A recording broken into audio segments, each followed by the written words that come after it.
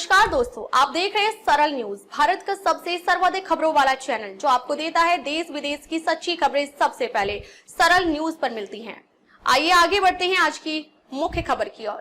Delhi university में लगातार non teaching staff का जो प्रदर्शन है वो लगातार जारी है, लेकिन बार बार मुद्दे जो सामने आते रहते हैं वो ये है कि जो छात्र यहाँ पर पढ़ने के लिए आते हैं उनकी सेवा और उनकी जो व्यवस्था है वो इस कॉलेज के अंदर देखने के लिए जो कर्मचारी लगते हैं, क्यों आखिर उनको बहाल किया जा रहा है, क्यों उनको आखिर यहाँ से निकाला जा रहा है। तमाम काफ़ी सालों से वो यहाँ पर कोशिश कर रहे थे कि लगातार कि हम यहाँ पर परमानेंट हो जाए, लेकिन अब तक कोई भी डिसीजन यूनिवर्सिटी की तरफ से या फिर ऊपर जो अधिकारी हैं उनकी तरफ से अब तक सामने नहीं आ पा रहा था। उसी को लेकर के आज प्रोटेस्ट में हम लोग पहुंचे हैं और यहाँ पर जानेंगे क्या कुछ मांगे हैं जिसकी वजह से आज वो यहाँ पर प्रोटेस्ट कर रहे हैं और क्यों आखिर प्रशासन उनको यहाँ से बहाल करने की कोशिश कर रहा है। सर, सबसे पहला सवाल आपसे यही रहने वाला है, आज हम यहाँ पर प्रोटेस्ट कर रहे हैं, क्या कुछ कारण है, क्यों आपको बहाल किया जा रहा है? बहाल नहीं किया जा रहा। बहाल करने की हम एक्चुअल में जो हमारा कॉन्ट्रेक्चुअल स्टाफ है जो यूनिवर्सिटी सिस्टम के अंदर कॉलेजों के अंदर करीब 15 या 20 साल से यहाँ पे कॉन्ट्रैक्ट पे काम कर रहा है, हम उन लोगों के रेगुलाइजेशन की बात कर रहे हैं।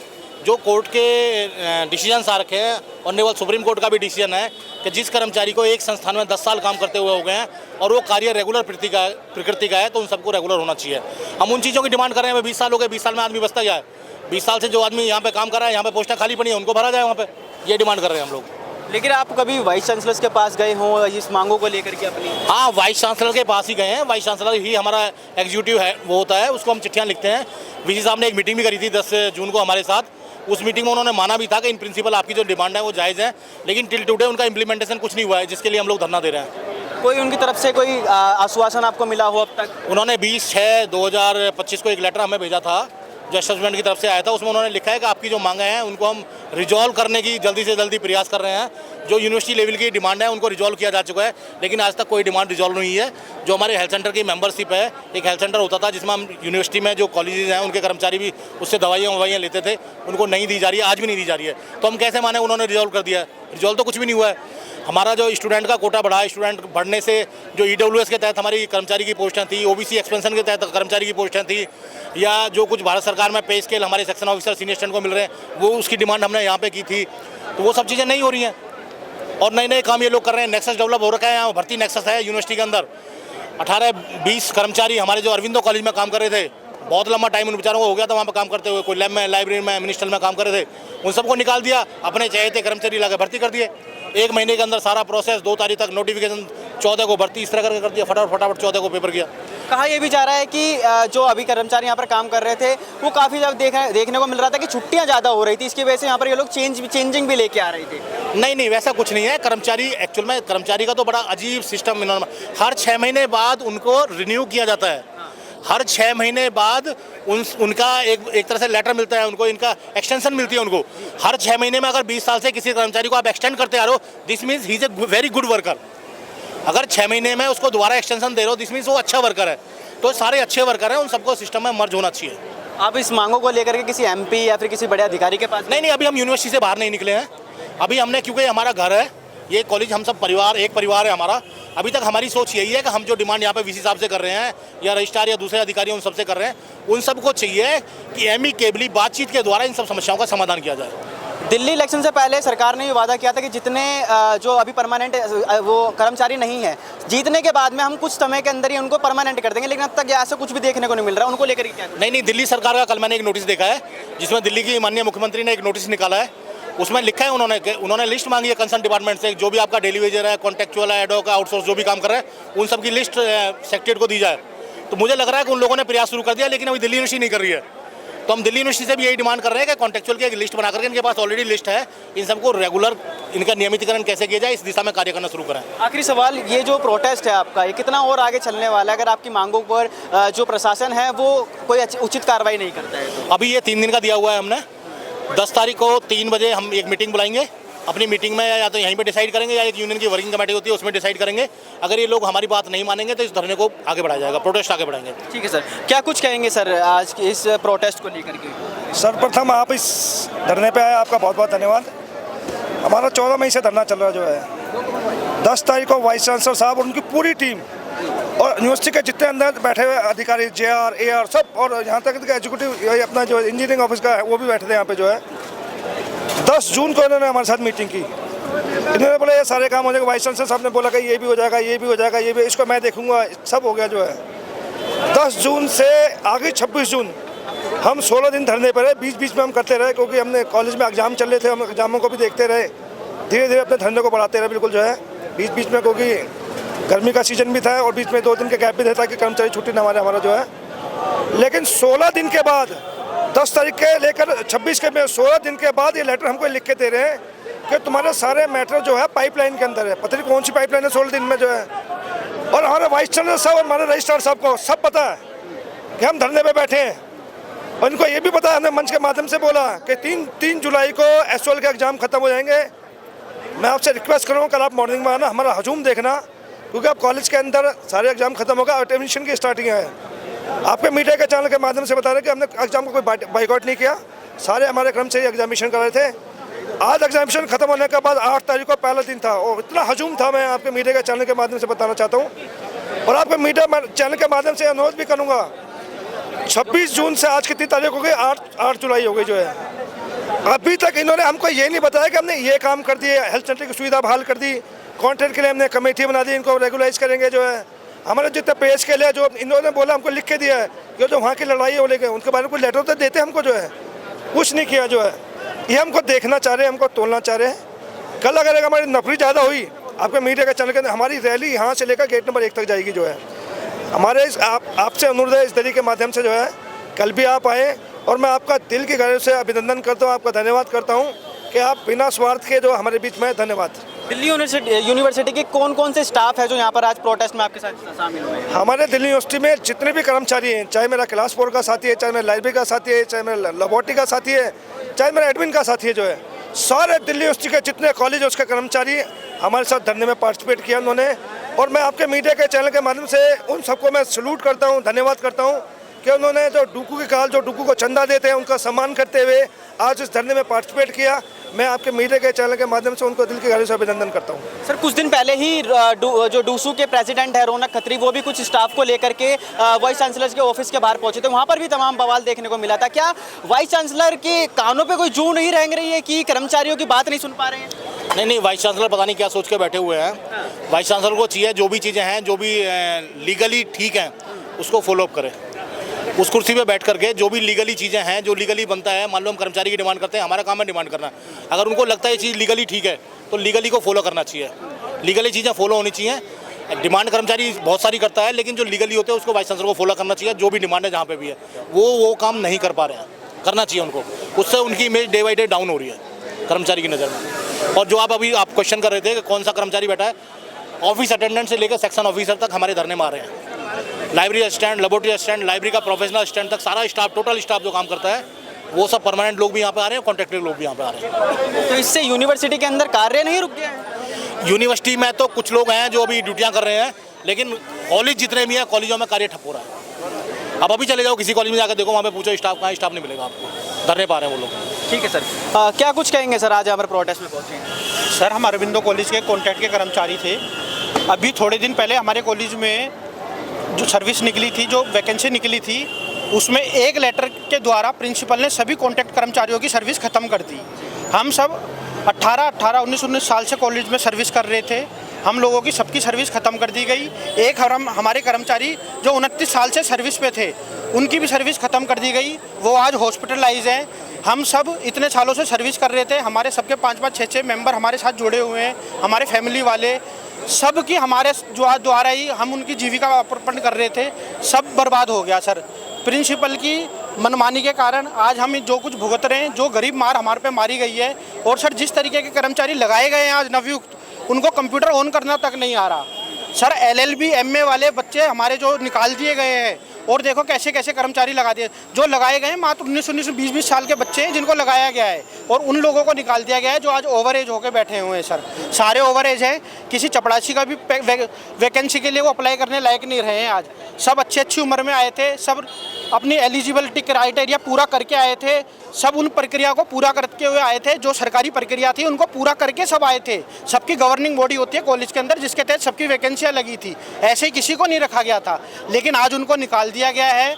और ऐसे ऐसे जिनकी पोस्ट के पेपर नहीं निकाले गए उन लोगों को भी निकाल दिया गया है, जिससे हम सबके जो जो शोषण हो रहा है, वैसे ही हम पे इतना शोषण किया गया था कॉन्ट्रैक्ट की नौकरी पे, और आज हमें निकाल के और भी हम पे इतना ज़्यादा अत्याचार किया गया है कि हम बर्दाश्त नहीं कर पा रहे हैं सर। दिल्ली सरकार की तरफ से भी एक जो मांग थी वो भी सामने आई थी, जिसके अंदर जो कॉन्ट्रैक्ट पे जो कर्मचारी हैं उनको परमानेंट करने की बात उठी थी।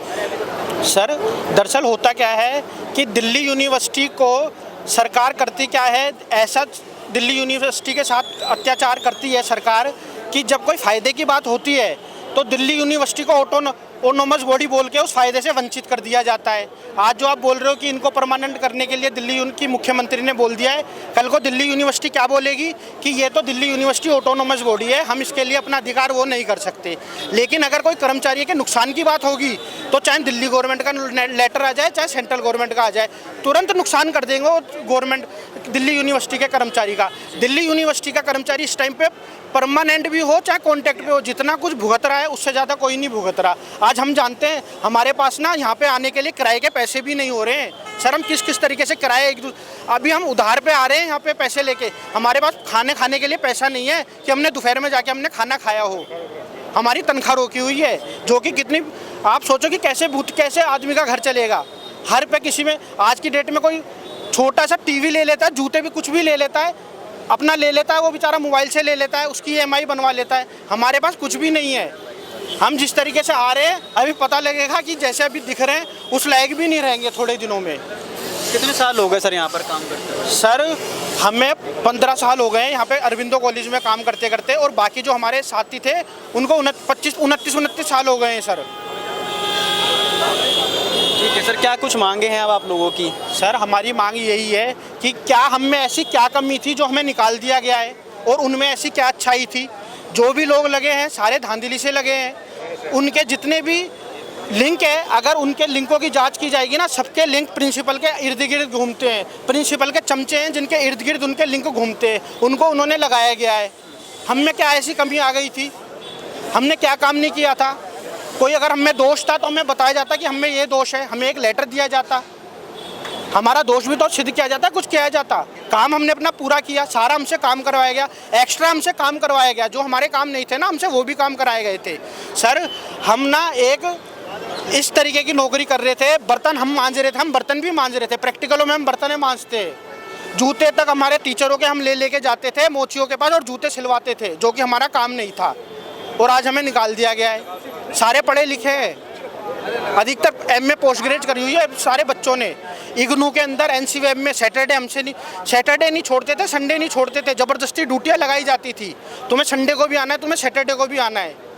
सब बीवी बच्चे वाले सबके बच्चे हैं, कैसे पालेंगे? बच्चों को तो नहीं पता दूध कहाँ से आता है, माँ बाप को नहीं पता है हमारी नौकरी चली गई है, माँ बाप को नहीं पता रखा कि हमारी नौकरी चली गई, क्या हो गया। माँ बाप के लिए हम ड्यूटी पे गए हैं, कॉलेज जा रहे हैं उनके लिए हम, लेकिन हम यहाँ आके बैठे हैं क्योंकि हमारा दिल जानता है। हम तो रो लिए, उनको कितना रुलाएंगे, बुढ़ापे में वो जा रहे हैं, पता चलेगा भाई बच्चे के लिए हम तो ये था, हाँ भाई वहाँ लगा हुआ है, अब पता लगा इसकी भी नौकरी छूट गई, क्या हाल होगा उनका। छुपाए हम एक दूसरे से पता क्या कह रहे हैं कि तूने घर पे क्या बताया, तूने घर पे क्या बताया। एक दूसरे को हम ये तसल्ली दे रहे हैं कि क्या बताया। हम अपने घर में क्या क्या बता के आ रहे कि ऐसे रुके हुए हैं कि हमारी तनख्वाह रुकी हुई थी इसलिए हम दिल्ली यूनिवर्सिटी जा रहे हैं। हमने नहीं बताया हमारी नौकरी चली गई। सुन के उनके पे क्या बीतेगी। तो ये हम ही जानते हैं सर, जो गरीब मार मारी गई है ना, ऐसा कभी नहीं हुआ सर। एक प्रधानाचार्य ने अभी थोड़े टाइम पे आए और अपने द्वारा जो आउटसोर्स के कर्मचारी लाए, जो 6 महीने भी जिनको नहीं हुए थे उनको उन्होंने नियुक्त कर दिया। जिनको कुछ लिखना भी नहीं आता, अभी पता लग रहा है कि उनसे कुछ लिखा भी नहीं जा रहा, जिनको भर्ती किया गया है। हाँ 15-20 साल, हाँ 15-20 साल हो गए, हमें हटा दिया गया। इनके साथ विश्वासघात हो गया। नहीं कहना क्या है, भाई का दुखड़ा है। प्रधान जी ने बोला, महासचिव जी ने बोला, हम तो आपके चैनल के माध्यम से यही कहेंगे, जो हमारा धरना चल रहा है 16 मई से अब तक लगभग 2 महीने होने जा रहे हैं, कोई मांगे पूरी नहीं हुई हैं। वाइस चांसलर साहब हमारे मुखिया हैं, आवाज़ कहाँ लगाएंगे, घर में किसको बोलेंगे, बाप को बोला जाता है। तो हम अपनी गुहार लगा रहे हैं। अभी आपने सुना, दर्द सुना, 22 बच्चे निकाले गए हैं। 15-20 साल से जो बच्चा काम कर रहा है, जो प्रिंसिपल 2 महीने अभी उसको आए नहीं हुए और 2 महीने के अंदर अंदर उसने ये रंग खिला दिया, तो क्या भरोसा और प्रिंसिपल भी यही काम करेंगे। वाइस चांसलर साहब ने हमें एश्योरेंस दे रखा था 2024 के अंदर कि कोई भी कॉन्ट्रैक्ट का साथी नहीं निकलेगा। जो जहाँ काम कर रहा है, जिसको 10 साल हो गए हैं, सुप्रीम कोर्ट की गाइडलाइन है, सुप्रीम कोर्ट ने बोल रखा है जो जहाँ पे काम कर रहा है पिछले 10 साल से उसको वहाँ सफाई किया जाएगा। तो ऐसा तो कुछ नहीं दिख रहा, रिजल्ट आपके सामने है। तो मैं तो आपके चैनल के माध्यम से यही कहूँगा कि जो हमारे मुखिया साहब हैं, वाइस चांसलर साहब, उनको पूर्ण रूप से भगवान सद्बुद्धि दे और जो हमारे काम रुके हुए हैं उन सब कामों को पूरा करें। एक हेल्थ सेंटर का इशू, आज की डेट में भारत के प्रधानमंत्री हेल्थ सेंटर के लिए जगह जगह चिल्ला रहे हैं, ये आयुष्मान योजना, ये योजना, वो 5-5 लाख के बीमा, 7-7 लाख के बीमा, परंतु हम यहाँ पैसा भी कटवा रहे हैं हेल्थ सेंटर के लिए, दवाई भी नहीं मिल रही है। ये हालत हो रही है, जबकि हेल्थ सेंटर सबके लिए होना चाहिए। अगर कोई दुकान खुली हुई है दवाई की तो वो हेल्थ सेंटर खुला हुआ है या नर्सिंग होम खुला हुआ है, अस्पताल खुला हुआ है, कोई भी आकर उसमें ट्रीटमेंट करा सकता है। हम तो यूनिवर्सिटी एम्प्लॉइज होते हुए हम इलाज नहीं करा सकते। तो यही आपके माध्यम से कहना है, आप देख लिया, आपने सुन लिया क्या हो रहा है, ये हालत है। सर मैं राजेश कुमार जॉइंट सेक्रेटरी। मैं ये कहना चाहता हूँ कि हमारी जो 36 में से 3 मेजर डिमांड थी, जिनके बारे में हमारे प्रधान जी और जनरल सेक्रेटरी साहब ने बोल ही दिया है। 2 डिमांड तो बोल ही दी हैं, जैसे हेल्थ सेंटर का जो है मेंबरशिप नहीं दे रहे हैं और कॉन्ट्रैक्ट का हमारे कर्मचारियों को पक्का करना है। साथ ही तीसरी एक डिमांड हमारी बहुत मेन डिमांड है, ये कई सालों से पहले भी लड़ी गई है। ईसी का मेंबर हमारा वहाँ जाता नहीं है। ईसी के हमारे 22 लोग होते हैं, प्रोफेसर और वो रखे हुए हैं, जो हमारी ना पूरी यूनिवर्सिटी का रूल रेगुलेशन बनाते हैं। तो उसमें जो है हमारा एक प्रतिनिधि, पहले रजिस्ट्रार साहब ने कहा था कि भाई हम एक प्रतिनिधि आपका ज़रूर रखेंगे, उसमें रखते भी थे। पिछली ईसी में उन्होंने उसको भी नहीं बुलाया। तो हमारी जो जितने कर्मचारी हैं ना, 10,000 कर्मचारी हैं हम लोग। अगर हम प्रॉपर 4400 हमारे परमानेंट हैं और करीबन 3300-3400 हमारे कॉन्ट्रैक्ट में हैं और ऐसे 3300-3400 हमारे आउटसोर्स में हैं। तो ये 10,000 का जो एक पूरी फ़ौज है जो कर्मचारियों के ना, इनको बिल्कुल नकार दिया गया है इन लोगों ने, क्योंकि इसी में देखो हमारी भागीदारी नहीं है। जबकि अगर हमारा देखा जाए तो अगर प्रोफेसर देखे जाएं या टीचर्स देखे जाएं तो वो 10-12 हज़ार हैं और नॉन टीचिंग भी 10-12 हज़ार है, लेकिन सारे वहाँ बैठते सिर्फ टीचिंग है। तो भाई हमारी बातें, हमारी ग्रीवेंसेस कैसे उनके पास जाएंगी और कौन सॉल्व करेगा? वो अपनी तरफ से मनमानी से कर रहे हैं सारे वो तरीके। अभी उन्होंने एक कमेटी बनाई 56J बड़ा, जिसमें हमारे टीचिंग भी आने चाहिए और नॉन टीचिंग के आदमी को। अब क्या है कि ये जो कमेटी की बैठे हैं, ये क्या अपना तो हटा देंगे। इन्होंने पिछली बार ही क्या किया कि बायोमेट्रिक जब आई ना, तो इन्होंने कमेटी में और डिसीजन ले लिया कि भाई टीचर नहीं लगाएगा, जबकि आई दोनों के लिए थी और यहाँ नॉन टीचिंग के ऊपर थोप दिया गया। कितनी शर्म की बात है रजिस्ट्रार उसको, ये प्रॉपर पार्टिसिपेशन ही नहीं दे रहे हैं। हमारे स्टेक होल्डर को बुलाया नहीं जा रहा वहाँ। हमारे स्टेक होल्डर प्रधान जी हैं, हमारे पूरे नॉन टीचिंग के जनरल सेक्रेटरी साहब है, भाई इनको भी तो बुलाओ ना कमेटी में। ये अपनी राय रखेंगे तब तो आप आगे का डिसीजन ले सकते, लेकिन नहीं, इन्होंने अपनी मनमर्जी से चला रखा है। कम से कम हमारे 5 इसी में मेंबर होने चाहिए नॉन टीचिंग के, तब जाके जो है हमारा ग्रीवेंस प्रॉपरली वहाँ पे सुना जाएगा। लेकिन ये इनके पास पूरी फ़ौज है, पार्लियामेंट एक्ट से बनी है ना यूनिवर्सिटी ऑटोनोमस, तो इनके पास फ़ौज बनी हुई है। तो भाई वहाँ लिखे ना कि अमेंडमेंट करें, 5 हमारे नॉन टीचिंग के भी जो कर्मचारी हैं जो ईसी में जाना चाहिए, वो जाने चाहिए ना, क्यों नहीं जाने चाहिए? शर्म आनी चाहिए। ऐसे ये काम ही नहीं करना चाहते और सिर्फ कर्मचारियों को दबाना चाहते हैं। अब एक तरफा मार दी जा रही है।